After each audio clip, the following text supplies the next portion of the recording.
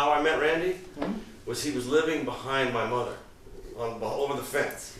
He had come in from Nashville, and I'd known about him, but we'd never met. My mom said, you really should meet this guy who lives across the fence. He said, I think he's a famous songwriter guy. And I go, what's his name? Randy. And I said, oh yeah. So I just went around and knocked on his doors, and he opened the door. I said, hey, it's Luke. And he's like, oh yeah, like a big hug. And invited me in, showed me his home studio, and I said, when we come back next week, let's write some tunes. And I think one of the first things we wrote was I'll Be Over You, which was a big hit for Toto.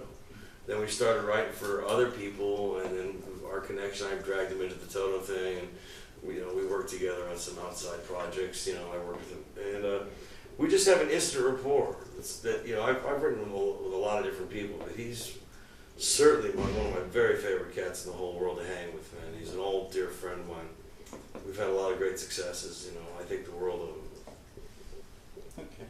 And check out, he's got a new record out with Jay Graydon called J.A.R., which is just amazing. It's sort of like Steely Dan on steroids.